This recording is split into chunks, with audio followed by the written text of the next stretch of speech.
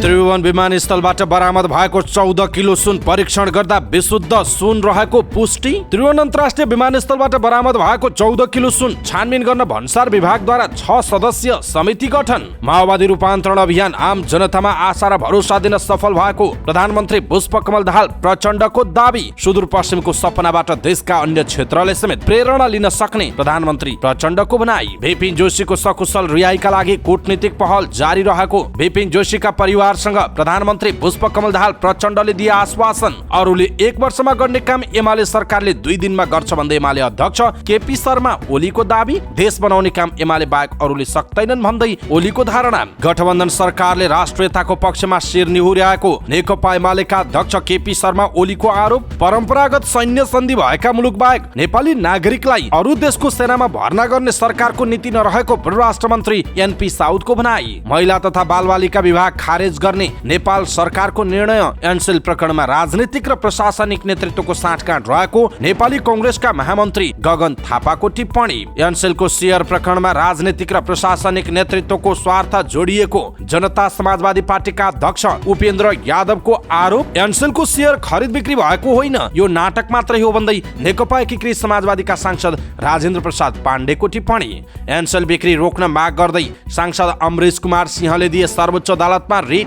सबै कर दायित्वहरू पूर्ण रूपमा आफूहरूले पालना गरेको एनसेलको दाबी। कांग्रेसमा मर्यादाक्रम विवाद देखियो। शेखर कोइराला सहभागी भएको कार्यक्रममा गएनन् उपसभापति पूर्णबहादुर खड्का। प्रधान सेनापतिको रोल क्रममा भएकाहरूको उमेर रक्षा मन्त्रालयले छानबिन गर्नुपर्ने नेकपा एमालेका सांसद रघुजी पन्तको भनाई। संसदीय समितिद्वारा पोर्चुगलका लागि प्रस्तावित राजदूत सनिल नेपालको नाम अनुमोदन। महिला हिंसा अन्त्यका लागि एकजुट भएर लाग्न महिला बालबालिका तथा ज्येष्ठ नागरिक मन्त्री सुरेन्द्र राज आचार्यको आह्वान। लैङ्गिक हिंसा रोक्ने अभियान प्रभावकारी बनाउने स्वास्थ्य तथा जनसंख्या मन्त्री मोहन बहादुर बस्नेतको प्रतिबद्धता। संक्रमणकालीन न्याय सम्बन्धी विधेयक संसदको आगामी अधिवेशनमा पारित हुने सभामुख देवराज घिमिरेको जिकिर। कांग्रेसले कम्युनिस्टसँग गठबन्धन गर्दै जाँदा अस्तित्व समाप्त हुने नेपाली कांग्रेसका नेता डाक्टर शेखर कोइरालाको भनाई। संविधान र व्यवस्थाको विरुद्धमा आवाज उठ्नु दुर्भाग्य रहेको नेपाली कांग्रेसका प्रमुख सचेतक रमेश लेखकको दाबी। नेपाल अमेरिकालाई चीन विरुद्ध लड्ने थलो बन्दैछ। प्रचण्ड सरकार पनि विदेशी व्यापारीकै हितमा रमाएको नेकपा एकीकृत समाजवादीका सम्मानित नेता झलनाथ खनालको टिप्पणी। 2084 साल अगाडि नै नेपालमा राज संस्था पुनर्स्थापना हुने राप्रपा नेपालका अध्यक्ष कमल थापाको दाबी। राज्य व्यवस्था समितिले एनसेल शेयर खरिद प्रकरणमा प्रधानमन्त्री प्रचण्डसँग जानकारी लिने। रुसी सेनामा भर्ती भएका नेपालीको संख्या र अवस्था पत्ता लगाउन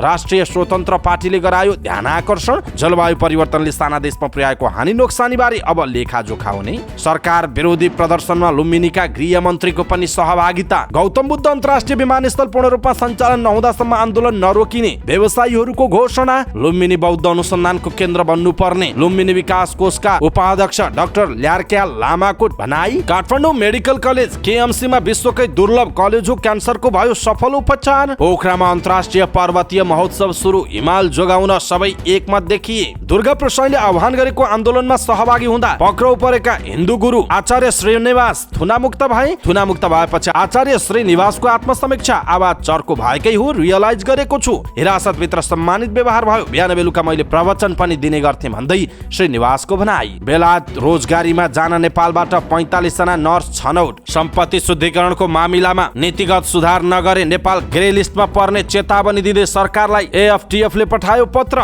भ्रम फैलाएर शेयर मूल्य प्रभाव पार्न खोज्नेलाई कारबाही गर्ने नेपाल धितोपत्र बोर्डको चेतावनी। मुद्रास्फीति घट्दै गएकाले मौद्रिक नीतिको समीक्षा मार्फत नीतिगत दर हेरफेर गरेको नेपाल राष्ट्र बैंकका गभर्नर महाप्रसाद अधिकारीको भनाई। मौद्रिक नीतिको समीक्षाले माघ महिनासम्म कर्जाको ब्याज दर घटाउने नेपाल बैंकर्स संघका उपाध्यक्ष सन्तोष कोइरालाको टिप्पणी। नेपाल उद्योग परिसंघ युवा उद्यमी मञ्चले पुसको 7 गते स्टार्ट अप फेस्ट 2023 को आयोजना गर्दै धितोपत्र बोर्डले आइपीओ हकप्रद एफपीओ निष्कासन स्थगन तत्काल खोल्नुपर्ने नेपाल उद्योग वाणिज्य महासंघका अध्यक्ष चन्द्र ढकालको जिकिर। तृणमूल कांग्रेस सांसद मोहित्रा लोकसभाबाट निष्कासित। नोबेल विजेता लेखक भन्छन् समालोचकका कुरा सुन्न थालेको भए 40 वर्ष अघि नै मैले लेख्न छोड्थे। एनएसएलमा झापा र वीरगञ्ज बराबरीमा रोकिए। 23औं आहारा र गोल्ड कप माघको दोस्रो सातादेखि पोखरामा हुने। र समाचार पार्टी हेल्थ टिप्स अन्तर्गत आज हामी डाक्टर प्रभाकर शाहले दिएको लेजरबाट पाइल्सको उपचार कसरी गर्न सकिन्छ भन्ने विषयवस्तुमा हेल्थ टिप्स प्रस्तुत गर्छौं। हामीलाई अन्तिमसम्म हेर्नुहोला। दर्शक महानुभाव नमस्कार। समाचारपाटी.com को न्युज बुलेटिनमा यहाँलाई हार्दिक स्वागत छ। म प्रहलाद चन्द्र घिमिरे। आज मिति विक्रमसम्म 2080 साल मक्सिर 23 गते शनिबार, यसैसम्म सन् 2023 डिसेम्बर 9 तारिक। आज मक्सिर कृष्ण एकादशी, आज अन्तर्राष्ट्रिय भ्रष्टाचार विरुद्धको दिवस। यहाँहरू सम्पूर्णलाई अन्तर्राष्ट्रिय भ्रष्टाचार विरुद्ध दिवसको धेरै धेरै शुभकामना छ। सदाको चाहिँ आज पनि हामी उपस्थित भएका छौँ आजका मुख्य समाचार, ब्रेकिङ न्युज अपडेट लगायत तपाईँलाई काम लाग्ने हेर्नै पर्ने महत्त्वपूर्ण समाचारहरू लिएर। हाम्रो मेहनतका लागि यो भिडियोमा एउटा लाइक अवश्य गर्नुहोला। दर्शक महानुभाव, पलपलको न्युज अपडेटका लागि हाम्रो च्यानललाई तपाईँले अहिलेसम्म सब्स्क्राइब गर्नुभएको छैन भने कृपया सब्स्क्राइब गर्नुहोस् अनि नजिकै आउने बेल आइकनलाई क्लिक गर्नुहोला। दैनिक रूपमा हेर्नुहुन्छ भने रेगुलर भनेर लेख्नुहोला। आज पहिलोचोटि हेर्दै हुनुहुन्छ भने फर्स्ट टाइम भनेर लेखिदिनुहोला। देशभित्र हुनुहुन्छ भने आफू रहेको गाउँठाउँ सहर जिल्लाको नाम लेख्नुहोला। विदेशमा हुनुहुन्छ भने कुन देशबाट हामीलाई हेरिरहनु भएको छ त्यो कुरा तलको कमेन्ट बक्समा कमेन्ट गर्नुहोला। आउनुहोस् दर्शक महानुभाव, आजका मुख्य समाचार सुरु गरौँ। त्रिभुवन अन्तर्राष्ट्रिय विमानस्थलबाट बरामद भएको 14 किलो सुन विशुद्ध भएको पुष्टि भएको प्रसङ्गबाट। त्रिभुवन विमानस्थलबाट बरामद भएको सुन परीक्षण गर्दा विशुद्ध सुन रहेको पुष्टि भएको छ। भन्सार कार्यालयले बिहीबार रात्रि त्रिभुवन अन्तर्राष्ट्रिय विमानस्थलबाट बरामद गरेको 14 किलो सुन विशुद्ध सुन रहेको पुष्टि भएको भन्सार कार्यालयको प्रयोगशाला शाखाले जनाएको छ। भन्सार कार्यालयले उक्त सुन सहित बिहीबार राति 2 जनालाई पक्राउ गरेको थियो। शुक्रबार भन्सार विभागमा गरिएको परीक्षणमा 79.999 विशुद्ध सुन रहेको पुष्टि भएको छ। त्रिभुवन अन्तर्राष्ट्रिय विमानस्थल भन्सार कार्यालयका प्रमुख डाक्टर टोकराज पाण्डेले जानकारी दिनुभयो। बिहीबार राति 11:56 को फ्लाइट दुबईको FZ 573 नम्बर उडान नम्बरको जहाजबाट आएका चन्द्र घलेको साथबाट उक्त सुन बरामद भएको थियो। घलेले प्लेट बनाएर शरीरमा राखेर सुन भित्र आएका थिए। चन्द्र घलेको साथबाट बरामद भएको सुन गोर्खाका मेन बहादुर घलेको भएको अनुसन्धानका क्रममा खुलेपछि उनलाई पनि बिहीबार राति नै काठमाडौँको धुमबाराहीबाट नियन्त्रणमा लिइएको प्रहरीले जनाएको छ। यसैबीच त्रिभुवन अन्तर्राष्ट्रिय विमानस्थलबाट बरामद अन्दाजी 14 किलो सुन छानबिन गर्न भन्सार विभागले 6 सदस्यीय छानबिन समिति गठन गरेको छ। बरामद 14 किलो सुनका विषयमा पत्रकार सम्मेलन गर्दै विभागले त्रिभुवन अन्तर्राष्ट्रिय विमानस्थल भन्सार कार्यालय प्रमुख भन्सार अधिकृत मणिराम पौडेलको नेतृत्वमा 6 सदस्यीय छानबिन समिति गठन गरेको हो। पत्रकार सम्मेलनमा बोल्दै त्रिभुवन विमानस्थल भन्सार कार्यालय प्रमुख भन्सार प्रशासक टोकराज पाण्डेले त्रिभुवन विमानस्थल भन्सार कार्यालय प्रमुख भन्सार अधिकृत मणिराम पौडेलको नेतृत्वमा प्रहरी नायब उपरीक्षक प्रकाश सुवेदी, भन्सार अधिकृत डिल्लु प्रसाद शर्मा, भन्सार अधिकृत प्रकाश निरौला, शाखा अधिकृत मन्जु थापा र भन्सार अधिकृत लोकराज ढुङ्गाना रहेको बताउनुभयो। अहिले गए राति भन्सार विभागको टोलीले सुन सहित गोर्खाका चन्द्र घलेलाई पक्राउ गरी प्रहरी थुनामा राखिएको बताउनु भएको छ। उहाँले फ्लाइट दुबईको उडान नम्बर FZ 573 बाट काठमाडौँ उत्रिएका घलेलाई विमानस्थल भन्सारले पक्राउ गरेर अनुसन्धान गरिरहेको बताउनु भएको छ। प्रधानमन्त्री पुष्पकमल दाहाल प्रचण्डले सरकार अहिले विकास, समृद्धि, सुशासन र सामाजिक न्यायको पक्षमा रहेको बताउनु भएको छ। धनगढी उपमहानगरपालिका 16 भादामा आयोजित जनतासँग माओवादी 3 महिने अभियान अन्तर्गतको वडाको कार्यक्रममा प्रधानमन्त्री प्रचण्डले यस्तो बताउनुभयो। उहाँले छिमेकी राष्ट्रको भ्रमणका क्रममा नेपाल र नेपाली जनताको पक्षमा विभिन्न विश्व समुदायको ध्यान आकर्षण गराएको बताउनुभयो। माओवादीको रूपान्तरण अभियान पुस 15 भित्र सम्पन्न गर्ने र त्यसपछि विधान सम्मेलन गरिने उहाँको भनाइ छ। विधान अधिवेशनपछि अर्को अभियान सुरु गर्ने र पार्टीको अधिवेशन समेत गर्ने प्रचण्डको भनाइ छ। मूलभूत रूपमा अभियान सफल भएको छ। यसले माओवादी पार्टीलाई जनतासँग जोड्ने, आम जनतामा आशा र भरोसा दिन सफल भएको छ उहाँले भन्नुभएको छ। कार्यक्रममा सुदूरपश्चिम प्रदेशका उद्योग, पर्यटन, वन तथा वातावरण मन्त्री रमेश धामी र वडा अध्यक्ष रामबहादुर चौधरीले वडाको विकासको गतिविधि बारे जानकारी गराउँदै संघीय सरकारबाट उचित बजेटको व्यवस्था गर्न आग्रह गर्नुभएको थियो। सुदूरपश्चिम महोत्सव उद्घाटन गर्न धनगढी पुग्नुभएका प्रधानमन्त्री प्रचण्ड धनगढी 16 भादामा आयोजित रूपान्तरण अभियानमा सहभागी हुन त्यहाँ पुग्नु भएको हो। यसैबीच प्रधानमन्त्री पुष्पकमल दाहाल प्रचण्डले सुदूरपश्चिमको सपनाबाट नेपालका अन्य क्षेत्रले समेत प्रेरणा लिन सक्ने बताउनु भएको छ। सुदूरपश्चिम महोत्सवको धनगढीमा उद्घाटन गर्दै उहाँले भन्नुभयो, हामीले खोजेको समृद्ध संघीय समाजवादी नेपालको निर्माणमा समेत यसले निर्णायक भूमिका खेल्ने मैले विश्वास व्यक्त गर्न चाहन्छु। यसका लागि यहाँहरूको एकताबद्ध र योजनाबद्ध प्रयास आवश्यक छ उहाँको भनाइ छ। उहाँले आगामी दिनमा सुदूरपश्चिम प्रदेश सरकारले लगानी र विकास सम्मेलनको आयोजना गर्ने बताउँदै उक्त सम्मेलनमा सुदूरपश्चिम क्षेत्रमा विकास तथा आर्थिक समृद्धिका सबै क्षेत्रको वास्तविक चित्रण गर्दै व्यवस्थित र लागत सहितको कार्ययोजना तयार गर्न आह्वान पनि गर्नुभएको छ। उहाँले अहिले आफ्नै मौलिक विशिष्टतामा शासन प्रणाली रहेको उल्लेख देशमा आफूहरू सफल भएको पनि बताउनु भएको छ। हिजो राजा महाराजाहरूको जमानामा सामन्ती राजतन्त्रको समयमा केही थान सीमित जमिनदारहरूको मात्रै काठमाडौँसँग पहुँच हुने अवस्थाको अन्त्य भएर अहिले जनताका छोराछोरी प्रदेश र विभिन्न स्थानीय तहको नेतृत्व गर्न सक्षम बनेको उहाँको धारणा रहेको छ। दर्शक महानुभाव, प्रधानमन्त्री पुष्पकमल दाहाल प्रचण्डको यो भनाइप्रति तपाईँको धारणा के छ? आफ्नो धारणा तलको कमेन्ट बक्समा कमेन्ट गर्नुहोला।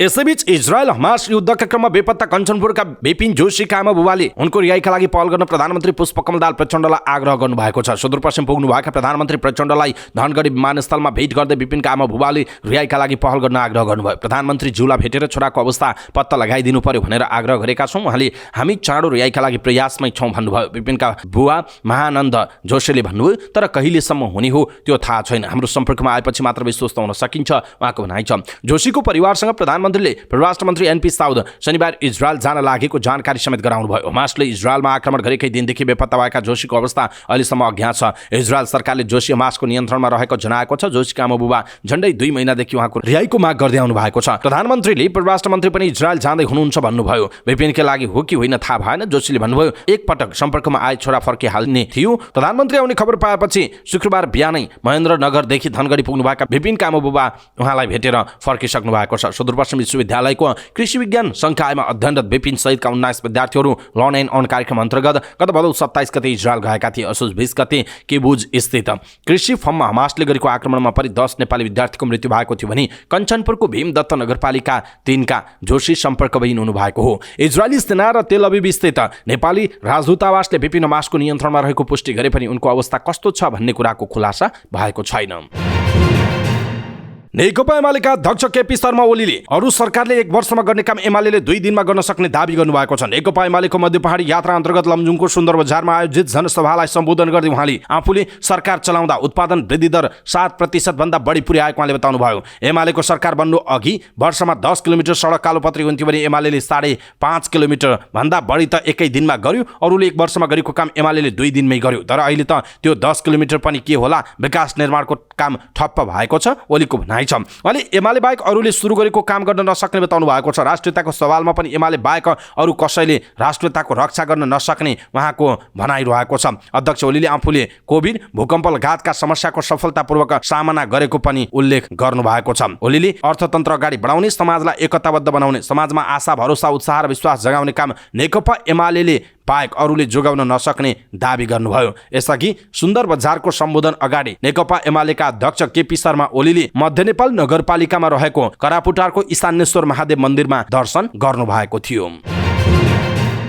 नेकपा एमालेका अध्यक्ष केपी शर्मा ओलीले हेम्जाको मिलनचोकमा आयोजित कार्यक्रममा ओलीले मरेर चिहानमा पुगिसकेको राजतन्त्र फर्कनेवाला नरहेको बताउनु भयो। एमालेको समृद्धिका लागि सङ्कल्प यात्रा प्रतिक्रियावादीहरूका लागि सन्देश भएको पनि ओलीको भनाइ छ। 16 वर्ष अगाडि मरेर चिहानमा पुगिसकेको राजतन्त्र फर्कनेवाला छैन। नेपाली जनताको गरिबीको कारण, कष्टका कारण, दुःखको कारण, नेपाल विकसित हुन नपाउनुको कारण राजतन्त्र हो। ओलीले भन्नुभयो, त्यस्तो राजतन्त्र सामन्ती प्रणालीलाई फर्कन दिइने छैन जसले हजारौंको ज्यान लियो। त्यो कुराको सन्देश पनि चाहेका हौँ उहाँको भनाइ छ। लोकतान्त्रिक गणतन्त्रको रक्षाका निम्ति एमाले लडेको र एमालेले लडेर ल्याएको व्यवस्था त्यतिकै बलिदान दिएर सङ्घर्ष गर्न पनि तयार रहेको ओलीको भनाइ छ। तर अहिलेको अवस्थामा कुनै बलिदानी दिइरहनु पर्ने आवश्यकता नरहेको पनि ओलीले बताउनु भयो। नेकपा एमाले कसैले गला सझाउने पार्टी नभएर समाज परिवर्तन गर्ने शक्ति भएको ओलीले बताउनु भएको छ। एमालेले मात्रै यो देशको विकास गर्ने दाबी गर्नुभएका ओलीले आफू नेतृत्वको सरकार चुनावसम्म रहेको भई अरू पार्टीको राजनीतिक सटर बन्द हुने जिकिर गर्नुभयो। यसैबीच अहिले सरकार छ जस्तो पनि र छैन जस्तो पनि भइरहेको ओलीले बताउनु भएको छ। अहिलेको सरकारले भ्रष्टाचार कमिसन तन्त्रको जालो मात्र फिजाएको उहाँको भनाइ छ। त्यसैले त एमाले पनि चुप लागेर नबस्ने ओलीको भनाइ छ। एमाले बाहेक अरू कसैले विकास गर्दैन भनेर 3 वर्षमा देखाइसकेको ओलीले दाबी गर्नुभयो। एमालेलाई विश्वास गरेर लाखौं मानिस जोडिएको र त्यो विश्वास टुट्न नदिने ओलीले बताउनु भएको छ। झुलाघाट चिवा भन्ज्याङ समृद्धिका लागि सङ्कल्प यात्रामा लाखौंको संख्यामा सहभागी भएको ओलीको दाबी रहेको छ। परराष्ट्र मन्त्री एनपी साउदले परम्परागत सैन्य सन्धि भएका मुलुकहरू भन्दा बाहेक नेपाली नागरिकलाई अरू देशको सेनामा भर्ना गर्ने सरकारको नीति नरहेको स्पष्ट पार्नु भएको छ। संसदीय समितिको बैठकमा बोल्दै उहाँले यस्तो बताउनु भयो। उहाँले रुस युद्धमा मारिएका नेपालीहरूको सब स्वदेश फर्काउन र सुविधा सम्बन्धित परिवारमा उपलब्ध गराउनका लागि पनि पहल भइरहेको उल्लेख गर्नुभयो। उहाँले कुनै पनि मानिस सेनाबाट छुट्टिएर बाहिर आएको खण्डमा पनि फिर्ता गराउने काम भइरहेको उल्लेख गर्नुभएको छ। उहाँले रुस जाने र सेनामा भर्ती हुने अधिकांशहरू विद्यार्थी भिजिट भिजामा र केही कामदार भिजामा गएको पाइएको बताउनु भयो। उहाँले जुन प्रयोजनले गएका हुन् त्यो प्रयोजन बाहेक काम गरेको देखिएको हुनाले सरकारको तर्फबाट कन्सुलर डिपार्टमेन्टले दिने गरेर एनओसी लिनुपर्ने प्रबन्ध मिलाइएको बताउनु भएको छ। मन्त्री साउदले रुसी सेनामा भर्ना भएकाहरूलाई फर्काउन रुस सरकारका अधिकारीहरूसँग निरन्तर कुराकानी भइरहेको बताउनु भएको छ। सरकारले महिला तथा बालबालिका विभाग खारेज गर्ने निर्णय गरेको छ। मन्त्री परिषदको बैठकले बजेट वक्तव्यको घोषणा बमोजिम विभागलाई खारेज गर्ने निर्णय गरेको हो। सञ्चार तथा सूचना प्रविधि मन्त्री रेखा शर्माले बजेटको घोषणा कार्यान्वयनको क्रममा सरकारले विभागलाई खारेज गर्ने निर्णय गरेको जानकारी दिनुभयो। मन्त्री परिषदले राष्ट्रपति कार्यालयको संगठन तथा व्यवस्थापन सर्वेक्षण गर्न पूर्व स्वीकृति प्रदान गर्ने निर्णय गरेको छ। त्यस्तै विश्व बैंकबाट प्राप्त हुने प्रस्तावित 100 मिलियन अमेरिकी डलर करिब 13 अर्ब नेपाली रुपैयाँ ऋण सम्बन्धी सम्झौताको दस्तावेजलाई अन्तिम रूप दिन विश्व बैंकसँग वार्ता गर्न अर्थ मन्त्रालयका सहसचिवको नेतृत्वमा वार्ता टोली गठन गर्ने र वार्ता गर्न अख्तियारी दिएको जनाइएको छ। त्यस्तै जर्मनी सरकारबाट प्रस्तावित 35 मिलियन युरो करिब 5 अर्ब 9 करोड रुपैयाँ अनुदान सहायता स्वीकार गर्ने र उक्त सहायता सम्झौतामा हस्ताक्षर गर्न अख्तियारी दिने पोलिटेक्निक इन्स्टिच्युट स्थापना र नेपाली कृषकलाई मल उपलब्ध गराउनका लागि साउदी अरेबिया सरकारबाट प्राप्त हुने 2 मिलियन अमेरिकी डलर बराबरको अनुदान सहायता स्वीकृत गर्ने निर्णय समेत गरेको मन्त्री शर्माले जानकारी दिनुभएको छ। जनता समाजवादी पार्टीका अध्यक्ष उपेन्द्र यादवले एनसेलको शेयर खरिद बिक्री प्रकरणमा राजनीतिक प्रशासनिक नेतृत्वको स्वार्थ जोडिएको बताउनु भएको छ। राज्य व्यवस्था तथा सुशासन समितिको बैठकमा बोल्दै उहाँले एनसेलको शेयर खरिद बिक्रीमा राजनीतिक र प्रशासनिक नेतृत्वको स्वार्थ जोडिएको बताउनु भयो। उहाँले विगतमा पनि सरकारले एनसेलले अर्बौं रुपैयाँ कर मिनाहा गरेको कुरा आए पनि त्यसप्रति कसैको चासो नभएको भन्दै उहाँले यस प्रकरणमा आवश्यक छानबिन गर्नुपर्ने बताउनु भएको छ। उहाँले देशमा सुशासनको अवस्था अत्यन्त नाजुक भएको पनि उल्लेख गर्नुभयो। उहाँले आफ्नो जीवनकालमा अहिलेको जस्तो शासनको अवस्था बिग्रिएको कहिले पनि नदेखेको बताउनु भएको छ। अध्यक्ष यादवले नेपाली सेनालाई सडक निर्माण गर्न, व्यापार गर्न र ठेक्कापट्टा लगायतका कामहरू गर्न दिने कि नदिने भन्ने विषयमा नीतिगत रूपमा स्पष्ट हुनुपर्ने बताउनु भएको छ। उहाँले यस्ता कामहरूमा सेनालाई नलगाई पेशागत काममा मात्र लगाउनु पर्ने धारणा व्यक्त गर्नुभयो। त्यसै उहाँले नेपाल प्रहरी र कर्मचारी समायोजन नहुँदा प्रदेश सरकारको अवस्था बेहाल भएको पनि बताउनु भएको छ।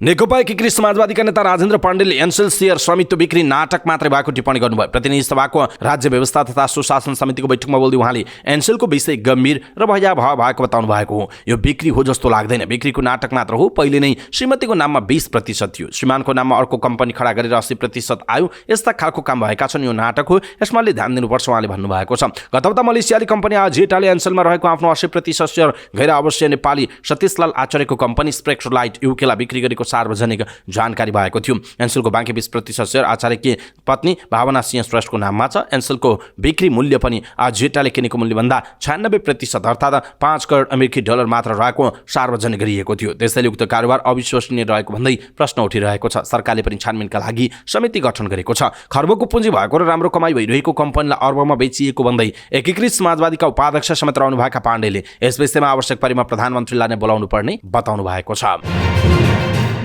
यसैबीच दूरसञ्चार सेवा प्रदायक कम्पनी एनसेलको शेयर स्वामित्व खरिद बिक्री रोक्न माग गर्दै प्रतिनिधि सभा सदस्य अमरेश कुमार सिंहले सर्वोच्च अदालतमा रिट दर्ता गर्नुभएको छ। सांसद सिंहले मलेसियाली कम्पनी आजेटाले आफ्नो स्वामित्वमा रहेको एनसेलको शेयर गैर आवासीय नेपाली सतीशलाल आचार्यको कम्पनीलाई गरेको भनिएको बिक्री रोक्न माग गर्दै रिट दायर गर्नुभयो। आगामी आइतबार रिट निवेदनमाथि प्रारम्भिक सुनवाईका लागि पेशी तोकिएको जनाइएको छ। आजेटाले रेनोल्ड होल्डिङ्स नामक कम्पनीको सबै शेयर बेलायतमा स्थापना भएको स्पेक्ट्रोलाइट युके लिमिटेडलाई बेच्ने निर्णय गरेको थियो। शेयर खरिद बिक्रीको निर्णय सार्वजनिक भए लगत्तै विभिन्न तहबाट प्रश्न उठेको छ। पुँजीगत लाभ कर छल्ने उद्देश्यले वास्तविक भन्दा कम मूल्यमा शेयर बिक्री गर्न खोजिएको सांसद सिंहले दावी गर्नुभएको छ। आजेटाले टेलिकम क्षेत्रका व्यवसायी सतीशलाल आचार्यलाई 50 मिलियन अमेरिकी डलर करिब 6 अर्ब 65 करोड रुपैयाँमा शेयर बिक्रीको घोषणा गरेको थियो। सन् 2016मा 1 अर्ब 43 अर्ब रुपैयाँमा आजेटाले एनसेलको 80% शेयर किनेको थियो। 7 वर्षमा नै ठूलो रकम घटाएर शेयर खरिद बिक्री भएको भन्दै सांसद सिंहले प्रश्न उठाउनु भयो। एनसेलले वार्षिक करिब 40 अर्ब रुपैयाँ आम्दानी गरेको अवस्थामा कौडीको भाउमा शेयर बिक्री गरिनु गलत भएको उहाँको दाबी छ। एनसेलले नेपालका 3 ठूला बैंकहरूबाट 40 अर्ब ऋण लिएको अवस्थामा 6 अर्बमा मात्रै कम्पनीको 80% शेयर बिक्री हुन नसक्ने उहाँको दाबी रहेको छ। उहाँले एनसेलको शेयर खरिद बिक्री गरी नामसारी गर्ने काम नगराउन कम्पनी रजिस्ट्रारको कार्यालयका नाममा अन्तरिम आदेश जारी हुनुपर्ने माग गर्नुभएको छ। उहाँले रिट निवेदनमा एनसेल, नेपाल दूरसञ्चार प्राधिकरण, सञ्चार तथा सूचना प्रविधि मन्त्रालय, प्रधानमन्त्री तथा मन्त्री परिषदको कार्यालय, आन्तरिक राष्ट्र कार्यालयलाई पनि विपक्षी बनाउनु भएको छ। यसैबीच एनसेलले आजको दिनसम्मको सबै कर दायित्वहरू सम्पूर्ण रूपमा पालना गरेको दावी गरेको छ। एनसेलले एक विज्ञप्ति जारी गर्दै आजको दिनसम्म सबै कर दायित्वहरू सम्पूर्ण रूपमा पालना गरेको बताएको हो। कम्पनीले अझै पनि कुनै कर तिर्नुपर्ने भएमा नेपालको कानुन अनुसार पालना गरिने जनाएको छ। त्यस्तै एनसेलले ग्राहकलाई प्रदान गर्ने सेवाको गुणस्तरमा कुनै किसिमको बाधा अवरोध नपर्ने पनि स्पष्ट पारेको छ। एनसेलले अब नेपाल सरकारले अङ्गीकार गरेको डिजिटल नेपाल भिजनका लक्ष्यहरू हासिल गर्न सरकारलाई योगदान पुर्याउन प्रतिबद्ध रहेको जनाएको छ। एनसेल कर कानुनको पालना गर्न प्रतिबद्ध रहेको छ र आफ्ना सम्पूर्ण सरोकारवालाहरूलाई एनसेल एक जिम्मेवार वित्तीय अभ्यास पालना गर्ने कम्पनी भएको सुनिश्चित गराउन चाहन्छौँ, विज्ञप्तिमा भनिएको छ।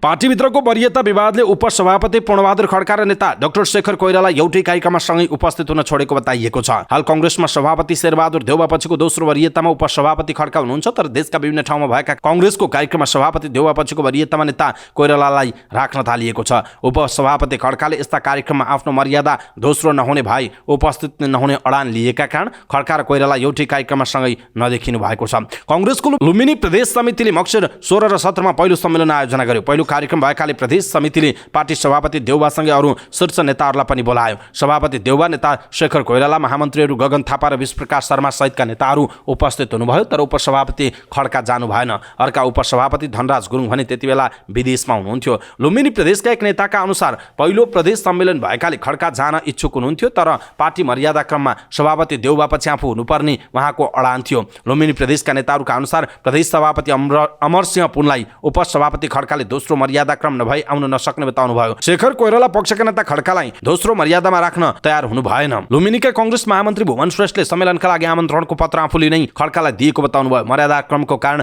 नआउनु एउटा होला, आउनु भएन श्रेष्ठले भन्नु भएको छ। मक्सिर 19 मा ओखलढुङ्गाको पहिलो जिल्ला सम्मेलनमा सभापति देउवा, नेता शेखर कोइराला, महामन्त्री गगन थापा लगायतका नेताहरू सहभागी हुनुभएको थियो। ओखलढुङ्गाको सम्मेलनमा पनि उपसभापति खड्कालाई लैजाने तयारी थियो, तर त्यतिबेला खड्का विदेशमा हुनुहुन्थ्यो। ओखलढुङ्गाबाट निर्वाचित सांसद रामहरि खतिवडाले भन्नुभयो, पूर्णोदय नेपाल भएको भए उहाँलाई नै दोस्रो मर्यादामा राख्ने गरी लाने थियौँ। पार्टी वरियता त्यही छ, अरूतिर के गरे मलाई थाहा छैन, उहाँको भनाइरहेको छ।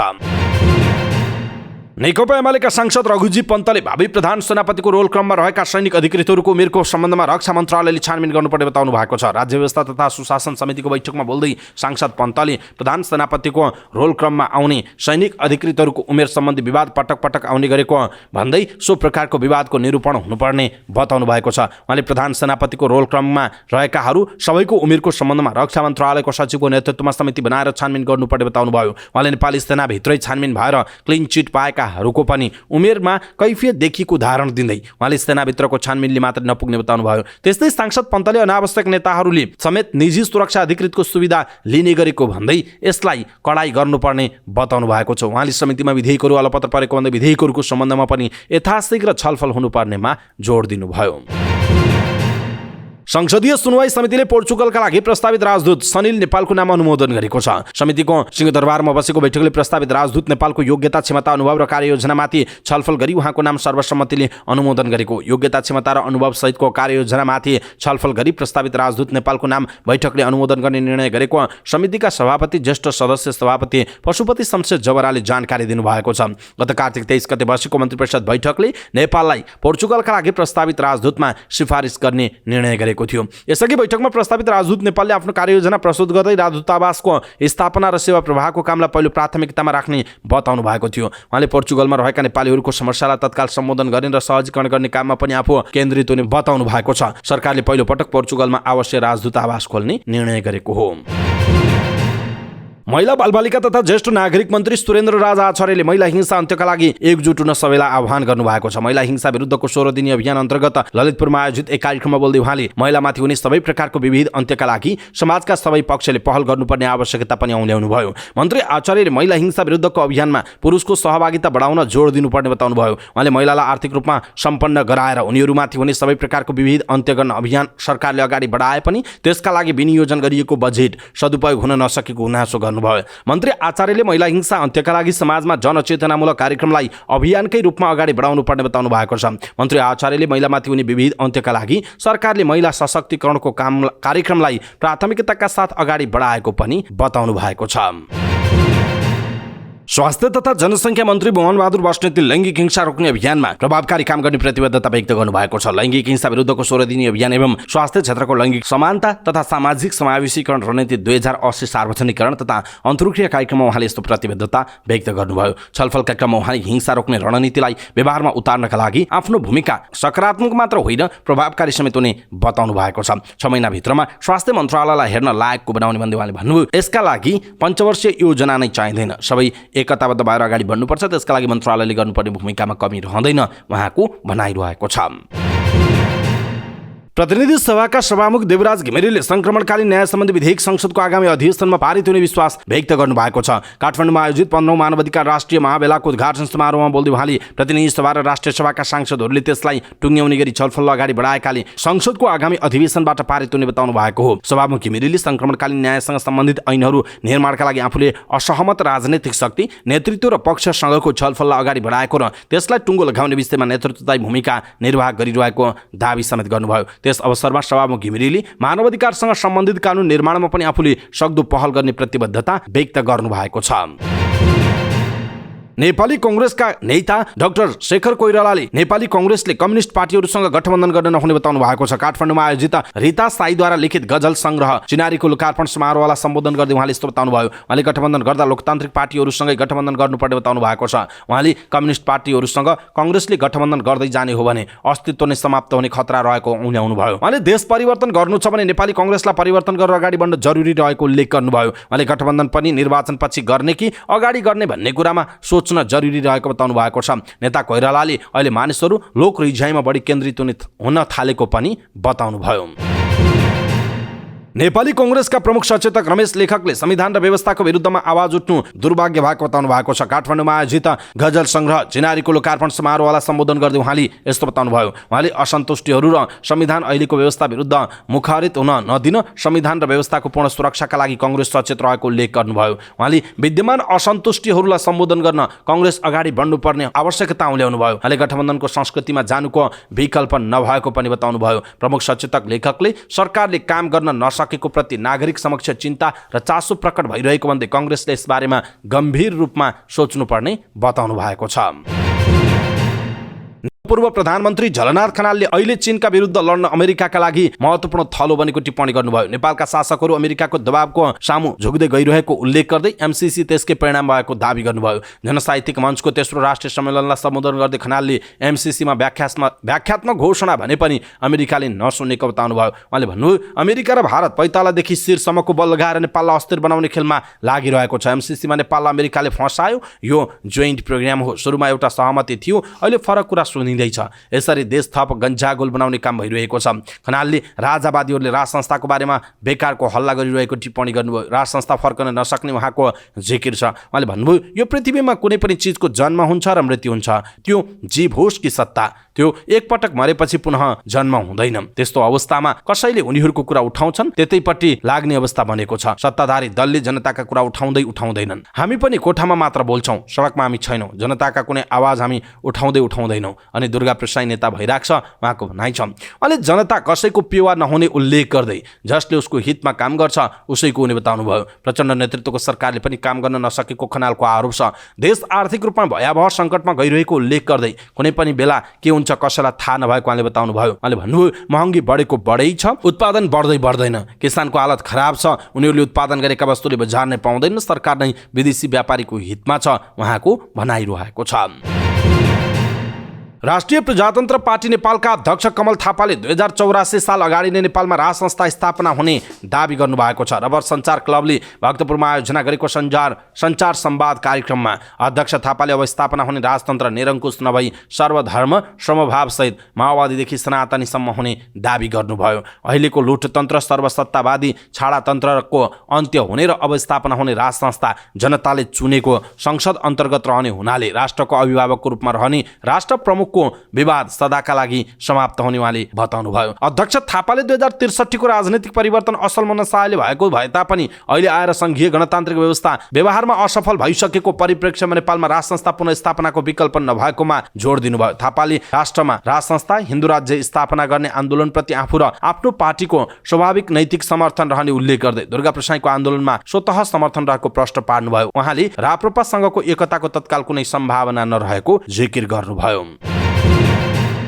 राज्य व्यवस्था तथा सुशासन समितिले प्रधानमन्त्री पुष्पकमल दाहाल प्रचण्डलाई बोलाएर एनसेलको शेयर खरिद बिक्री प्रकरणको सम्बन्धमा जानकारी लिने भएको छ। समितिको बैठकले प्रधानमन्त्री प्रचण्डलाई आगामी सोमबार 25 गते बैठकमा बोलाएर एनसेलको शेयर खरिद बिक्रीको सम्बन्धमा यथार्थ जानकारी लिने निर्णय गरेको छ। त्यसैगरी सोही दिन प्रधानमन्त्री प्रचण्डसँग संवैधानिक परिषदको काम कर्तव्य र अधिकार सम्बन्धी विधेयकको सम्बन्धमा पनि छलफल गर्ने निर्णय गरेको समिति सभापति रामहरि खतिवडाले जानकारी दिनुभयो। समितिले प्रधान सेनापतिलाई आगामी बुधबार 27 गते काठमाडौँ तराई मधेस द्रुत मार्गको कार्य प्रगतिको सम्बन्धमा जानकारी लिने निर्णय गरेको उहाँले बताउनुभयो। सभापति खतिवडाले आगामी दिनमा समितिको बैठक नियमित रूपमा बसेर विधेयकहरूमाथि छलफल गर्नुपर्ने भन्दै समिति सदस्यहरूलाई नियमित रूपमा बैठकमा उपस्थित हुन आग्रह समेत गर्नुभएको छ। राष्ट्रिय स्वतन्त्र पार्टी रासपाले रुसी सेनामा भर्ना भएका नेपालीको एकिन संख्या पत्ता लगाउन सरकारको ध्यान आकर्षण गराएको छ। अन्तर्राष्ट्रिय सम्बन्ध विभाग प्रमुख तथा सांसद शिशिर खनाल नेतृत्वको टोलीले परराष्ट्र मन्त्री एनपी साउदलाई पार्टीको ध्यान आकर्षण पत्र बुझाएको हो। रासपा टोलीले रुसी सेनामा कार्यरत नेपालीको एकिन विवरण पत्ता लगाई नेपाल फर्काउन र बन्धक बनाइएकाको सकुशल रिहा गर्न माग गरेको छ। यस्तै प्यालेस्टाइनी विद्रोही समूह हमासको नियन्त्रणमा रहेका कञ्चनपुरका विपिन जोशीको तत्काल मुक्तिका लागि सम्भव भएसम्मका सबै कूटनीतिक पहल गर्न आग्रह पनि गरेको छ। ध्यान आकर्षण पत्र बुझाउन नेता खनाल सहित प्रमुख सचेतक सन्तोष परियार, सचेतक निशा ढाङ्गी र सांसद अशोक कुमार चौधरी जानुभएको थियो।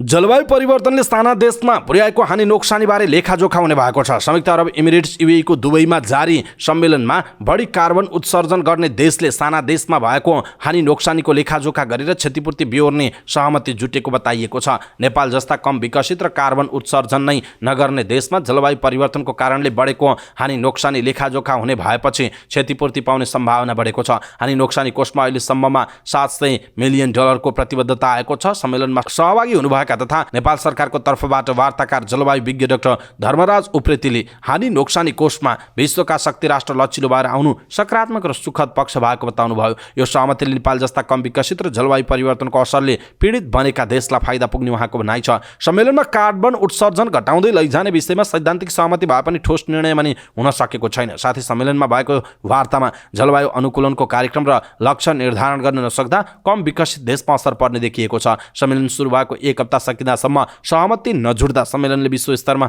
जलवायु अनुकूलनको कार्यक्रम गर्न अप्ठ्यारो पर्ने विज्ञ उप्रेतीले बताउनुभयो। जलवायु सम्मेलनमा सहभागी विभिन्न देशका मन्त्रीहरूको पत्रकार सम्मेलनमा जलवायु परिवर्तनको असरले विश्व अर्थतन्त्रमा पनि पारेको प्रभावले पुनः परिभाषित गर्नुपर्ने अवस्था आएको निष्कर्ष निकालेको छ। मन्त्रीहरूले अन्तर्देशीय समन्वय गरेर मात्र जलवायु परिवर्तनको असरलाई कम गर्न सकिने बताएका छन्।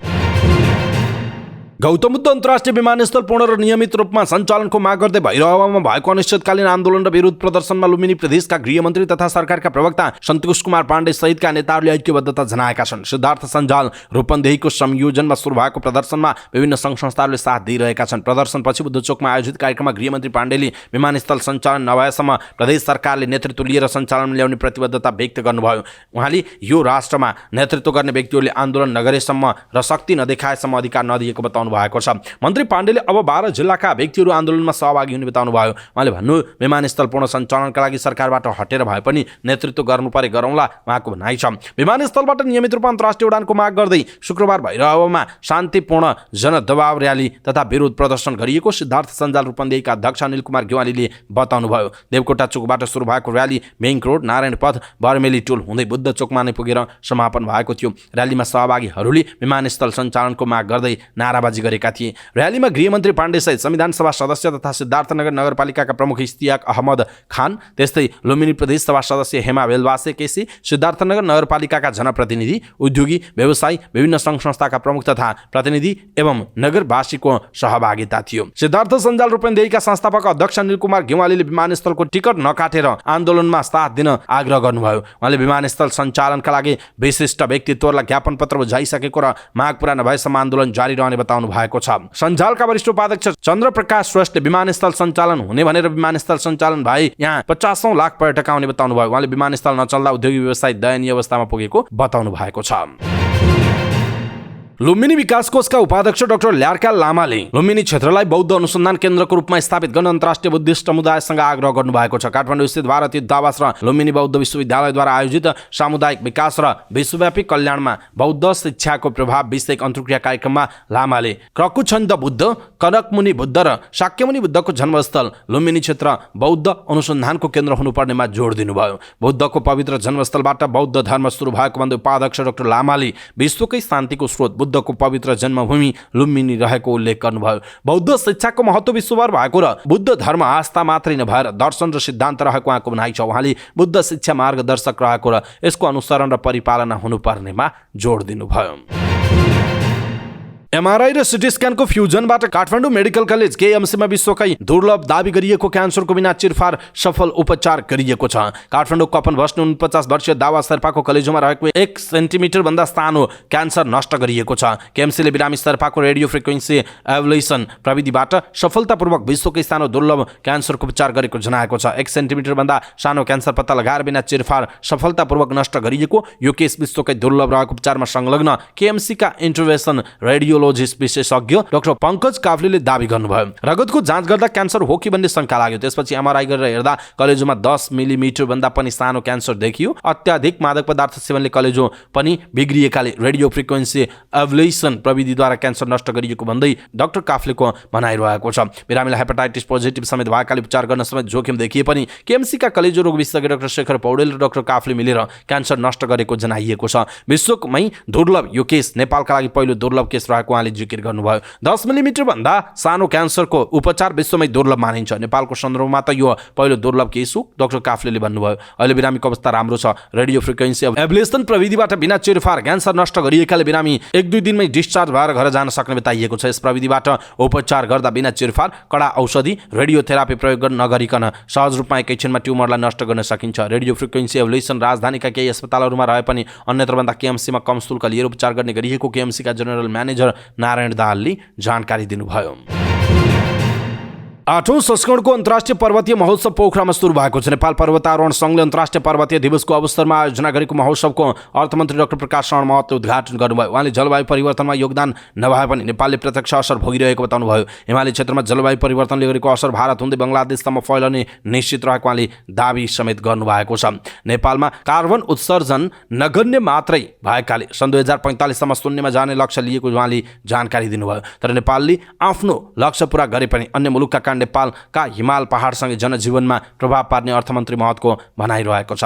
ठूला मुलुकले कार्बन उत्सर्जन नरोकेसम्म नेपाल प्रभावित भइरहने उहाँले बताउनुभयो। जलवायु परिवर्तनकै कारण नेपालले बेमौसमी बाढी पहिरोको सामना गरिरहनु परेको उहाँको चिन्ता छ। बेमौसमी बाढी पहिरोले विकासको लागत बढाइरहेको उहाँले सुनाउनुभयो। त्यसको क्षतिपूर्ति अन्तर्राष्ट्रिय समुदायले तिर्नुपर्ने महतको जिकिर छ। गण्डकी प्रदेशका उद्योग पर्यटन वन तथा वातावरण मन्त्री दिपेन्द्र बहादुर थापाले विकसित राष्ट्रले गरेको कार्बन उत्सर्जनको परिणाम नेपालका हिमाल र पर्यावरणले भोग्नु परेको दोहोर्याउनु भएको छ।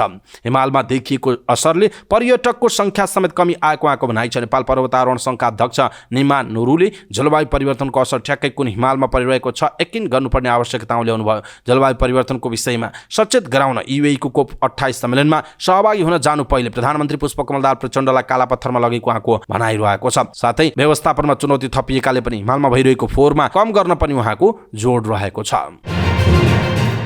दुर्गा प्रसाईले आह्वान गरेको आन्दोलनमा सहभागी हुँदा पक्राउ परेका हिन्दू धर्मगुरु आचार्य श्रीनिवास 11 दिनपछि थुनामुक्त हुनुभयो। छुट्टै लगत्तै उहाँले फेसबुक लाइभमा आएर आफ्ना केही भनाइहरू राख्नुभयो। श्रीनिवासले आफू हिरासतमा गुरुको मर्यादा दिएर सम्मानपूर्वक राखिएकोमा प्रशासनप्रति आभार प्रकट गर्नुभयो। आन्दोलनमा आफूले बोलेको भाषा चर्को भएको भनेर प्राप्त सुझावहरूलाई मनन गरेको उहाँले बताउनुभयो। अबका दिनमा यसलाई सुधार गर्ने तर हिन्दू राष्ट्रको अभियानबाट पछाडि नहट्ने अठोट उहाँले व्यक्त गर्नुभएको छ। बेलायतमा रोजगारीका लागि 45 जना नेपाली नर्स छनौट भएका छन्। 60 जना नर्स अन्तर्वार्तामा सहभागी भए पनि 45 जना मात्र छनौट हुन सफल भएका हुन्। हाललाई प्रयोगका रूपमा नेपालबाट 100 जना नर्सलाई पठाउने गरी बेलायत सरकारसँग सन् 2022 को अगस्तमा समझदारी भएको थियो। सोही समझदारी अनुसार बेलायत जान चाहने नर्सहरूका लागि सरकारले गत जुलाई 20 मा सूचना जारी गरी आवेदन माग गरेको थियो, जसमा 771 जनाले फारम भरे पनि अधिकांशले आवश्यक सबै कागज पत्र पेश नगरेको पाइएको वैदेशिक रोजगार विभागले जनाएको छ। आवश्यक कागज पेश गरेका गरेका 78 जनाको आवेदन स्वीकृत भएकोमा योग्यता, क्षमता र अनुभवको मूल्याङ्कन गरेर अन्तर्वार्ताका लागि 71 जनाको प्रारम्भिक सूची सार्वजनिक गरिएको थियो, जसमध्ये 60 जना अन्तर्वार्तामा सहभागी भएका थिए। उनीहरूको नेपाल स्थित बेलायती दूतावासमा अन्तर्वार्ता लिएको थियो। आवेदन दिँदा कम्तीमा 2 वर्षको अनुभव, अङ्ग्रेजी भाषा परीक्षा पास गरेको प्रमाणपत्र पेश गर्नुपर्छ। तर अधिकांश नर्सलाई भाषाको मापदण्ड पूरा गर्न समस्या परेको देखिएको विभागका अधिकारीहरूले बताएका छन्। आवेदन दिएका मध्ये बेलायतले खोजेको मापदण्ड अनुसारका गुणस्तरका नर्स भेटिएनन्। पुराना नर्समा भाषाको समस्या र नयाँ नर्समा कार्यानुभवको समस्याले गर्दा मागेको जति आवेदन संख्या पनि पुगेन। विभागका निर्देशक गोपाल राज तेमिल सिन्हाले भन्नुभएको छ, नेपाल र बेलायतबीच भएको समझदारी अनुसार आवेदन दिन कम्तीमा 3 वर्षको नर्सिङ कोर्स, स्पेसियल नर्सिङ वा बीएन सरहको शैक्षिक योग्यता हासिल गरेको हुनुपर्छ। 2 वर्षको कार्यानुभव, वर्किङ एक्सपिरियन्स पनि अनिवार्य रूपमा पेश गर्नुपर्छ।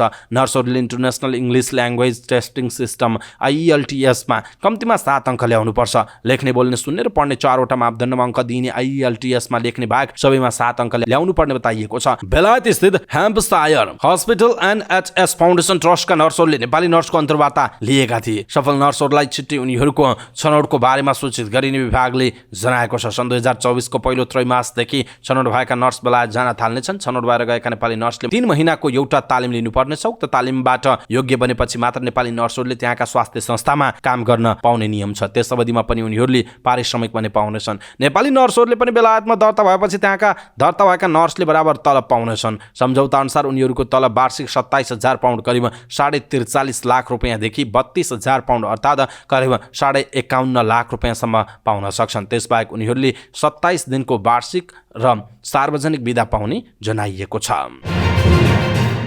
सम्पत्ति शुद्धिकरणको मामिलामा विश्वव्यापी रूपमा अनुगमन गर्ने संस्था financial action task force FATF ले आफूले सुझाव दिएका आधारभूत पक्षमा सुधार नगरी नेपाल सम्पत्ति शुद्धिकरण मामिलामा वित्तीय जोखिमयुक्त मुलुक ग्रे लिस्टमा पर्ने चेतावनी दिएको छ। FATF ले गत महिना 2023 नोभेम्बर 9 मा नेपाललाई पत्र पठाएर विद्यमान कानुनमा सुधार, सम्पत्ति शुद्धिकरण तथा ठूला आर्थिक अपराधमा जोडिएकाहरूमाथि कारबाही लगायतका काम नगरी नेपाल ग्रे लिस्टमा पर्ने चेतावनी सहितको पत्र पठाएको हो।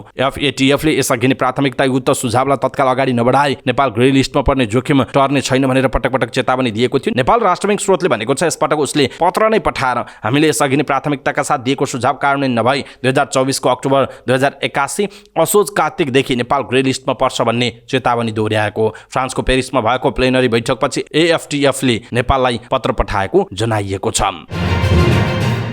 नेपाल धितोपत्र बोर्डले शेयर मूल्यमा प्रभाव पार्ने उद्देश्यले सामाजिक सञ्जाल वा सञ्चार माध्यम मार्फत टिप्पणी नगर्न चेतावनी दिएको छ। यसो गरेको पाइए कानुन बमोजिम कारबाही गर्ने समेत बोर्डले चेतावनी दिएको छ। शुक्रबार सूचना जारी गर्दै बोर्डले विभिन्न सञ्चार माध्यम तथा फेसबुक, युट्युब, क्लब हाउस जस्ता सामाजिक सञ्जाल मार्फत नेप्से परिसूचक तथा सूचीकृत सङ्गठित संस्थाको शेयरको मूल्यमा प्रभाव पार्ने गरी अभिव्यक्ति दिएको पाइएकाले त्यसो नगर्न चेतावनी दिएको। विभिन्न माध्यममा शेयरको मूल्य बढ्ने वा घट्ने भन्दै निश्चित शेयरहरू खरिद वा बिक्री गर्न तथा खरिद वा बिक्री नगर्न उत्साहित गराउने उद्देश्यले अनाधिकृत तवरले अन्तर्वार्ता र अभिव्यक्ति दिई बजारलाई प्रभावित पार्न खोजिएको गुनासो बोर्डमा आएकाले गम्भीर ध्यान आकर्षण भएको छ। बोर्डले जारी गरेको सूचनामा भनिएको छ, धितोपत्र सम्बन्धी ऐन 2063 ले कसैलाई धितोपत्र कारोबारमा प्रत्यक्ष वा अप्रत्यक्ष प्रभाव पार्न आफैले वा अरूसँग मिलेर धितोपत्र किन्न वा बेच्न उत्साहित गराउन वर्जित गरेको र सो गरेमा धितोपत्र कारोबार सम्बन्धी कसुर गरेको मानिने जानकारी गराइन्छ भनिएको छ। बजारको स्वतन्त्र रूपमा सञ्चालन हुने व्यवस्थालाई प्रभाव पार्ने उद्देश्यले त्यस्तो कार्य नगराउन बोर्डले भनेको छ। सूचनाको बेवास्ता गरी त्यस्तो कार्य गरेको पाइएमा धितोपत्र सम्बन्धी ऐन 2063 बमोजिम कारबाही हुने बोर्डले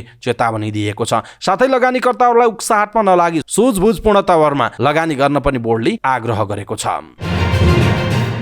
नेपाल राष्ट्र बैंकका गभर्नर महाप्रसाद अधिकारीले मुद्रास्फीति घट्दै गएकाले मौद्रिक नीतिको समीक्षा मार्फत नीतिगत दर हेरफेर गरिएको बताउनु भएको छ। शुक्रबार चालु आर्थिक वर्ष 2080-81 को मौद्रिक नीतिको पहिलो त्रैमासिक समीक्षा सार्वजनिक गरेपछिको पत्रकार सम्मेलनमा बोल्दै गभर्नर अधिकारीले यस्तो बताउनु भएको हो। गभर्नर अधिकारीले कार्तिक महिनाको मुद्रास्फीति दर मौद्रिक नीतिको समीक्षामा फेभर हुने भएकाले नीतिगत दर हेरफेर गरिएको बताउनु भयो। उहाँले केही दिनमा प्रकाशित हुने वर्तमान अर्थतन्त्रको तथ्याङ्कका सूचकहरूले पुष्टि हुने बताउनु भयो। उहाँले राष्ट्र बैंक मुद्रास्फीति घटाउने विषयमा सचेत रहेको बताउनु भएको छ। उहाँले नीतिगत दर घटाउँदा बैंकहरूमा ऋणको माग बढाउने अपेक्षा रहेको बताउनु भएको छ।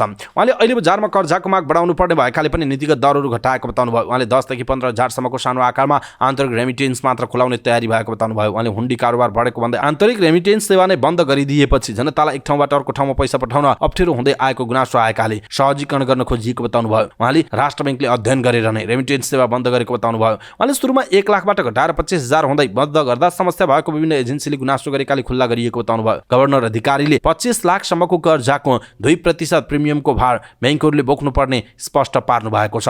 गभर्नर अधिकारीले ऋण लिएपछि तिर्नुपर्ने बताउनुभयो। उहाँले राष्ट्र बैंकले ऋणको सदुपयोग गरेकालाई सहजीकरण गर्ने नीतिगत रूपमा व्यवस्था गरेको बताउनुभयो। उहाँले ब्याज करिडोर मेन्टेन गर्नका लागि राष्ट्र बैंक सजग रहेको पनि बताउनु भएको छ। नेपाल बैंकर्स संघका उपाध्यक्ष सन्तोष कोइरालाले मौद्रिक नीतिको समीक्षा अर्थतन्त्र चलायमान बनाउने किसिमले आएको बताउनु भएको छ। नेपाल राष्ट्र बैंकले सार्वजनिक गरेको चालु आर्थिक वर्ष 2080-81 को मौद्रिक नीतिको पहिलो त्रैमासिक समीक्षाका विषयमा प्रतिक्रिया दिँदै उपाध्यक्ष कोइरालाले यस्तो बताउनुभयो। उहाँले घर जग्गा कर्जा र शेयर कर्जाको जोखिम भार 150 बाट 125 मा झार्ने र आवश्यक कर्जामा पनि परिमार्जन भएकाले बैंकहरूले पनि बिस्तारै कर्जाको प्रवाह बढाउने बताउनु भएको छ। उहाँले मौद्रिक नीतिको समीक्षाले आगामी पुष महिनादेखि अर्थतन्त्रलाई चलायमान बनाउन सहयोग पुग्ने देखिएको दावी गर्नुभयो।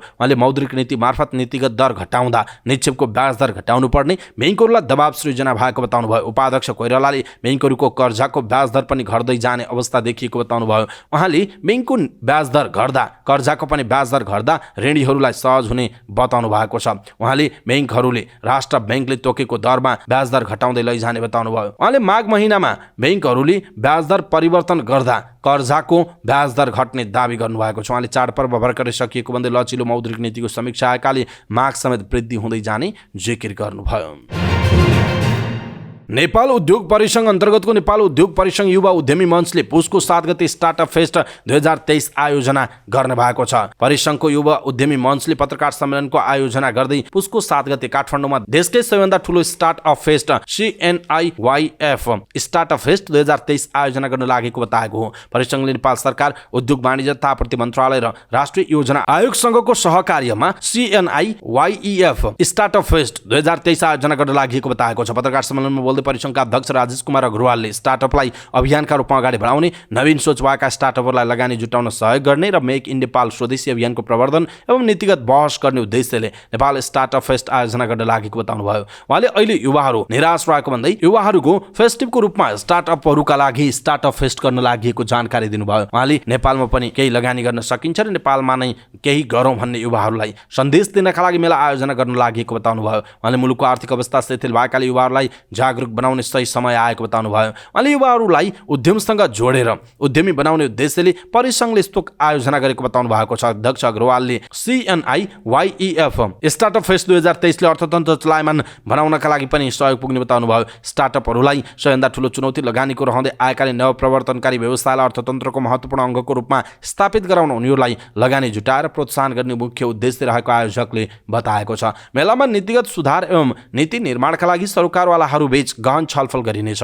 CNIYF स्टार्टअप फेस्ट 2023 मा 250 भन्दा बढी स्टार्टअप्सले लगानीका लागि परियोजना सहित प्रस्ताव पेश गरेका छन्। त्यसमध्ये नेपाल उद्योग परिसंघ युवा उद्यमी मञ्च लगानीकर्ताको टिमबाट छानिएका 10 देखि 12 वटा उत्कृष्ट स्टार्टअप्सलाई फेस्टमा प्रस्तुतिकरणको अवसर प्रदान गरिनेछ। फेस्टमा 24 करोड 50 लाख रुपैयाँ बराबरको लगानी जुटाउन सफल भएको आयोजकले जनाएको छ। नेपाल उद्योग वाणिज्य महासंघका अध्यक्ष चन्द्र ढकालले आइपिओ हक प्रद एफपिओ निष्कासन रोक्न नहुने बताउनु भएको छ। महासंघका अध्यक्ष ढकालले पछिल्लो 2 महिनादेखि धितोपत्र आइपिओ हक प्रद एफपिओ निष्कासनलाई स्थगित गर्नु बजारका लागि राम्रो नभएको भन्दै तत्काल खोल्न आवश्यक रहेको बताउनुभयो। अध्यक्ष ढकालले सरकार वर्तमान अर्थतन्त्रलाई चलायमान बनाउन र लगानी जुटाउनका लागि लगानी सम्मेलन गर्ने तर लगानी सञ्चित हुने आइपिओ निष्कासन स्थगित गर्न नहुने बताउनुभयो। न्युज एजेन्सी नेपालसँग कुराकानी गर्दै अध्यक्ष ढकालले संघीय, प्रदेश र स्थानीय सरकारहरूले समेत लगानी सम्मेलन गरिरहेको बताउनुभयो। उहाँले तिनै तहका सरकारको लगानी भित्राउन पहल भइरहेको अवस्थामा रियल क्षेत्रका कम्पनीहरू आइपिओ निष्कासनको तयारी पूरा हुँदा समेत अनुमति नपाउनु राम्रो नभएको बताउनु भएको छ। उहाँले मुलुकमा वैदेशिक लगानी भित्राउनु पर्छ भन्ने तर सम्पूर्ण तयारीहरू पूरा गरेका कम्पनीहरूको आइपिओ रोकिँदा पुँजी थप गर्ने योजना बनाएका कम्पनीको व्यवसाय विस्तारदेखि कर्जा र इक्विटीको रेसियो व्यवस्थापनमा समस्या पर्न थालेको बताउनुभयो। उहाँले सरकार र धितोपत्र बोर्डले रियल क्षेत्रलाई प्रोत्साहन गरी आइपिओ निष्कासन तत्काल अनुमति दिन आवश्यक रहेको बताउनुभयो। अध्यक्ष ढकालले सबै प्रक्रिया र मापदण्ड पूरा गरेर आइपिओ निष्कासनका लागि तयारी गरेका कम्पनीहरूलाई अटो पाइलटको रूपमा आइपिओ निष्कासनमा जाने व्यवस्था गर्नुपर्ने बताउनु भएको छ। उहाँले सरकारले लगानी वृद्धि गरी रोजगारी सृजना गर्ने र राजस्व बढाउने प्राथमिकता दिएको बताउनुभयो। उहाँले सर्वसाधारणहरूलाई कम्पनीको शेयर मालिक बनाउनका लागि अटो पाइलटको रूपमा आइपिओ निष्कासन अनुमति दिन आवश्यक रहेको उल्लेख गर्नुभयो। उहाँले समग्र लगानी र सरकारले लिन खोजेको उद्योग व्यवसाय बढाउने नीतिमा समेत आइपिओ निष्कासन रोक्दा गलत सन्देश जान लागेको उल्लेख गर्नुभयो। उहाँले आइपिओ निष्कासन रोक्दा आन्तरिक मात्रै नभएर अन्तर्राष्ट्रिय लगानीमा समेत गलत सन्देश जाने भन्दै सरकारले सरकारले तत्काल प्रक्रिया पूरा गरेका कम्पनीहरूलाई आइपिओ को अनुमति दिन आवश्यक रहेको बताउनुभयो। उहाँले सरकारको कर्जा नीतिको कारण केही कम्पनीहरूको बैंकहरूबाट कर्जा लिन नसकेको अवस्थामा त्यस्ता कम्पनीहरूलाई आइपिओ निष्कासन अनुमति दिँदा व्यवसायीहरूले भोग्दै आएको आर्थिक मन्दीलाई समेत सहयोग पुग्ने अपेक्षा रहेको बताउनुभयो। उहाँले आइपिओ निष्कासनले वर्तमान आर्थिक समस्या समेत केही सहज बनाउने उल्लेख गर्नुभयो। धितोपत्र बोर्डले करिब 2 महिना पहिले आइपिओ सप्लाई बढी भएर बजार प्यानिक भएको गुनासो आएको भन्दै आइपिओ निष्कासनलाई नियन्त्रण गर्दै आएको छ।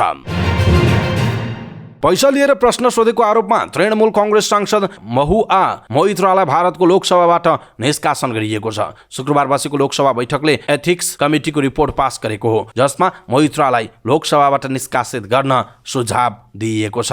लोकसभाका सभामुख ओम बिरलाले भनेका छन्, सदनले कमिटीको निष्कर्षलाई स्वीकार गर्छ कि एक सांसदका रूपमा महुआ मोइत्राको आचरण अनैतिक र अनुचित थियो र उनलाई सांसद राखिराख्नु अनुपयुक्त छ। त्यसअघि उनले यो रिपोर्टमाथि छलफल गर्नुपर्ने र मोइत्रालाई धारणा राख्न दिनुपर्ने माग अस्वीकार गरेका थिए। त्यसपछि एथिक्स कमिटीका प्रमुख विनोद कुमार सोनकरले रिपोर्ट पेश गरेका हुन्। कांग्रेस र तृणमूल कांग्रेसका सदस्यहरूले रिपोर्ट दिनुपर्ने माग गर्दै नाराबाजी गरे। बैठकको अध्यक्षता गरिरहेका बीजेपी सांसद राजेन्द्र अग्रवालले बैठक स्थगित गरे। लोकसभामा कांग्रेसका नेता अधीर रञ्जन चौधरीले सभामुख बिरलालाई पत्र लेखेर छलफलका लागि 3-4 दिनसम्म माग गरे, तर उनको माग सुनवाई भएन। विपक्षीको बहिष्कारका बीच बसेको बैठकले मोइत्रालाई निष्कासन गर्ने सिफारिस स्वीकार गरेको छ। मोइत्राले भने एथिक्स कमिटीलाई निष्कासनको सिफारिस गर्ने अधिकार नभएको दावी गरिन्। उनले अघि भनिन्, म 49 वर्षको भएँ र आगामी 30 वर्षसम्म संसदभित्र र बाहिर तपाईँहरू विरुद्ध सङ्घर्ष गर्नेछु। तृणमूल कांग्रेसका नेता एवं पश्चिम बङ्गालकी मुख्यमन्त्री ममता बनर्जीले बीजेपीले लोकतन्त्रलाई समाप्त पार्ने राजनीति गरिरहेको बताइन्। 495 पेजको रिपोर्ट पढ्न समेत दिइएन, मोइत्रालाई आफ्नो मत राख्न दिइएन। उनले भनिन्, हामी राजनीतिक रूपमा लड्छौँ, आउने चुनावमा जनताले जवाब दिनेछन्, उनको भनाइरहेको छ। यस वर्षको नोबेल साहित्यिक पुरस्कार विजेता जोन फोजले आफ्ना कृतिहरूको समीक्षा खराब तरिकाले गरिएको गुनासो गरेका छन्। कृतिहरूको समीक्षालाई विश्वास गरेको भए आफूले 4 दशक अघि नै लेख्ने काम बन्द गरिसक्ने पनि यी नर्वेली लेखकको भनाइ छ। फोजका उपन्यास श्रृङ्खला septology, Aliss at the fire and melancholy and a shining प्रख्यात कृति हुन्। सेप्टोलोजीका 7वटा श्रृङ्खला रहेका छन्। अभिव्यक्त विषयलाई सृजनात्मक तरिकाले आफ्नो कृतिमा प्रस्तुत गरेको भन्दै उनलाई साहित्यतर्फ नोबेल पुरस्कार प्रदान गरिएको थियो। आफ्ना कृतिहरूमा धेरै नै आत्महत्याका प्रसङ्ग उल्लेख भएकाले ती कृतिले आत्महत्यालाई वैधानिकता दिने त्रास आफूमा सधैँ रहने गरेको उनको भनाइरहेको छ। नोबेल पुरस्कारको वेबसाइटमा फोजको भनाइ समावेश गर्दै लेखिएको छ, मेरा कृतिहरूले धेरैको जीवन बचाएको भन्दै मैले पाठकहरूबाट प्रतिक्रिया पाएँ। मेरा पाठकहरूको यो पृष्ठपोषणले मलाई निकै भावुक बनायो। यस अर्थमा कि मलाई थाहा छ लेखनले जीवन बचाउन सक्छ। लेखनले म स्वयंको ज्यान पनि बचाएको छ र मेरो लेखनले अरूको समेत जीवन बचाएको सुन्न पाउँदा म निकै हर्षित भएँ। बाल्यकालमा बोल्न डराउने गरेकाले आफ्नो भाषा निकै कमजोर भएको फोजले बताएका छन्। व्यक्तिगत स्वभावका कारण भाषा खोसिएको झैँ लागेको र त्यसलाई फिर्ता ल्याउन निकै मेहनत गर्नु परेको उनले बताएका छन्। फोजले युवा अवस्थामा सङ्गीत र लेखनप्रति आफ्नो निकै रुचि रहेको पनि बताएका छन्। आफ्नो लेखन प्रतिक्रियाबारे उनले भनेका छन्, दिमागमा फुर्दै गर्दा म त्यसमा संयोजन मिलाउँदै जान्थेँ। संयोजन मिलेको भान भएपछि ती संयोजन गायब हुन सक्छन् भन्ने त्रास हुन्थ्यो, त्यसलाई जस्ताको तस्तै उतार्थे। सेप्टोलोजीमा पूर्णविराम नभएको प्रसङ्गलाई फोज नवीन कुरा मान्दैनन्। एउटा प्रवाहमा मैले लेखिरहेँ, लेख्दै जाँदा कहीँ पनि पूर्णविरामको आवश्यकता परे झैँ लागेन। सेप्टोलोजी नर्वेको दक्षिण पश्चिम तटमा बस्ने वृद्ध पेन्टर एस्प्लेको जीवनलाई प्रतिबन्धित गर्ने एउटा उपन्यास हो। खास गरी नोबेल विजेता लेखक भन्छन्, समालोचकका कुरा सुन्न थालेको भए मैले 40 वर्ष अघि नै लेख्न छोड्थेँ। दर्शक महानुभाव, यसप्रति तपाईँको धारणा के छ? आफ्नो धारणा तलको कमेन्ट बक्समा कमेन्ट गर्नुहोला।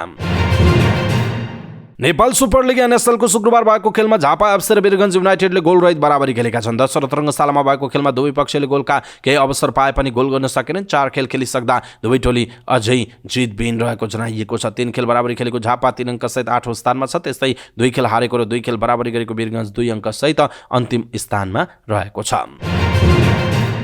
उपत्यका बाहिरको प्रतिष्ठित फुटबल प्रतियोगिता आहारा गोल्ड कप माको दोस्रो साता हुने भएको छ। आयोजक सहारा क्लबले एक विज्ञप्ति जारी गर्दै 23औं संस्करणको आहारा गोल्ड कपमा A division club, Nepal super league, विदेशी टिमसँगै मोफसलका क्लब पनि सहभागी हुने जानकारी दिएको छ। आयोजकका अनुसार प्रतियोगितामा सबै स्तरका क्लबले भाग लिन पाउने भए पनि छनौटका लागि छुट्टै टिम गठन गरिनेछ।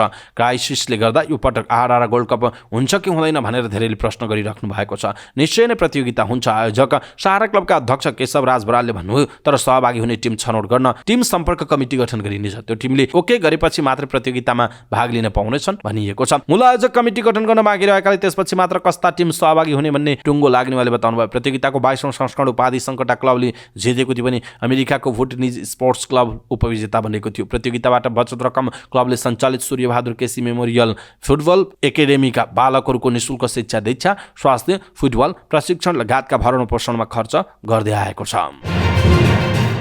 समाचार पार्टी न्यूज बुलेटिनमा पालो भएको छ समाचार पार्टी हेल्थ टिप्स। आजको समाचार पार्टी हेल्थ टिप्समा हामीले डाक्टर प्रभाकर शाहले दिएको हेल्थ टिप्स लेजर पद्धतिबाट पाइल्सको उपचार कसरी गर्न सकिन्छ भन्ने विषयवस्तुमा प्रस्तुत गर्छौं। हामीलाई अन्तिमसम्म हेर्नुहोला। पाइल्सको उपचार शल्यक्रिया आयुर्वेदिक र प्राकृतिक लगायतका विभिन्न विधिबाट गरिन्छ, तर यसको उपचारमा अहिले नयाँ विधि पनि थपिएको छ, त्यो हो लेजर प्रविधि। यो प्रविधि कस्तो अवस्थामा प्रयोग हुन्छ, कति प्रभावकारी हुन्छ, यसमा अपनाउनु पर्ने सावधानी के हो, यसका लागि कति खर्च लाग्छ भन्ने कुराको जानकारी लिन आवश्यक हुन्छ।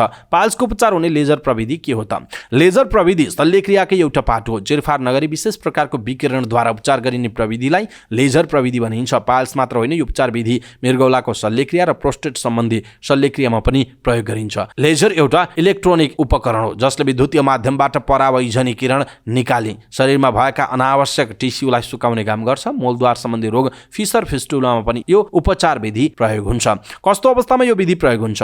मलद्वार बाहिर मासु निस्कन्छ, रगत बग्छ भने त्यो पाइल्सको लक्षण हुन सक्छ। यस्तो लक्षण देखि विशेषज्ञ चिकित्सकको सल्लाहमा पाइल्स नै हो भनेर ठम्ब्याउन सकिन्छ। त्यसपछि मात्र कस्तो उपचार विधि अपनाउने भन्ने कुरा तय हुन्छ। मलद्वारमा घाउ भएको छ र मलद्वारभित्र मासु पलाएको अवस्थामा लेजर प्रविधिले उपचार सजिलो र छिटो हुन्छ, तर मासु मलद्वारभन्दा बाहिर निस्किएको छ र भित्र ठेल्दा पनि जाँदैन भने उपचार नै गाह्रो हुन्छ। कति प्रभावकारी छ त? पाइल्सको उपचार कति प्रभावकारी हुन्छ भन्ने कुरा बिरामीको कस्तो अवस्था छ, उमेर कति छ, मोटोपना छ कि छैन, जीवनशैली कस्तो छ र अन्य दीर्घरोग छ कि छैन, यी सबै कुराले तय गर्छ। तर भित्री पाइल्समा यो उपचार पद्धति बढी प्रभावकारी हुन्छ। यो उपचार विधिमा शल्यक्रिया गर्दा जस्तो ठुलो घाउ बनाइँदैन, सानो घाउ बनाइन्छ। घाउ सानो हुने भएकाले एन्टिबायोटिक औषधि पनि थोरै चलाए पुग्छ। बिरामी चाँडै निको हुने भएकाले अस्पतालमा भर्ना गरेर धेरै दिन बस्नु पर्दैन। घाउ सानो हुने भएकाले संक्रमण हुने सम्भावना कम हुन्छ, साथै घाउको दाग कम बस्छ।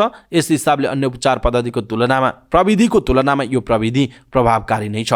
यसमा अपनाउनु पर्ने सावधानी चाहिँ के हो त?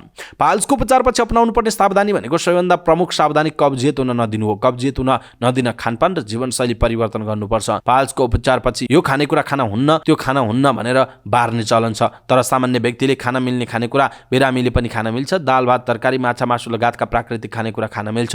मैदा जन्य खानेकुरा, प्याकेटबन्द खानेकुरा, प्रशोधित खानेकुरा र बाहिरको धेरै चिल्लो पिरो खानेकुराहरू पनि बार्नुपर्छ। यसको उपचार कति लाग्छ त? बिरामीको अवस्था कस्तो छ, कुन स्टेजको पाइल्स हो, पाइल्ससँगै फिसर फिस्टुला छ कि छैन भन्ने कुराले खर्च कति लाग्छ भन्ने कुरा निर्धारण गर्छ। साथै अस्पताल अनुसार पनि खर्चमा फरक पर्छ, तर सामान्यतया 30,000 देखि 80,000 सम्म खर्च लाग्ने जनाइएको छ। दर्शक महानुभाव, आज हामीले यहाँहरूलाई लेजर पद्धतिबाट पाइल्सको उपचार कसरी हुन्छ र कति खर्च लाग्छ भन्ने विषयवस्तुमा डाक्टर प्रभाकर शाहले दिएको हेल्थ टिप्स हामीले यहाँहरूमाझ प्रस्तुत गर्यौं। आजको हेल्थ टिप्स तपाईँलाई कस्तो लाग्यो आफ्नो कुरा तलको कमेन्ट बक्समा कमेन्ट गर्नुहोला। सबै नेपालीहरू माझ पुर्याउनका लागि हेल्थ टिप्स आफ्नो फेसबुक, ट्विटर लगायतका सामाजिक सञ्जालमा सेयर गर्न नबिर्सिनुहोला। हवस् त दर्शक महानुभाव, समाचारपाटी.com को न्यूज बुलेटिन अहिलेका लागि यति नै। हामीले प्रस्तुत गरेका यी समाचारहरूप्रति तपाईँको धारणा के छ? आफ्नो धारणा तलको कमेन्ट बक्समा कमेन्ट गर्नुहोला। हाम्रो मेहनतका लागि यो भिडियोमा एउटा सानो लाइक अवश्य गर्नुहोला। दर्शक महानुभाव, पलपलको न्यूज अपडेट हेर्नका लागि हाम्रो च्यानललाई तपाईँले अहिलेसम्म सब्स्क्राइब गर्नुभएको छैन भने कृपया सब्स्क्राइब गर्नुहोस् अनि नजिकै आउने बेल आइकनलाई क्लिक गर्नुहोला। समाचारपाटी.com को न्यूज बुलेटिन नेपाली समय अनुसार आज साँझ 6 बजे लिएर फेरि हामी उपस्थित हुनेछौँ। पलपलको न्यूज अपडेटका लागि समाचारपाटी.com हेर्दै गर्नुहोस्। नमस्कार।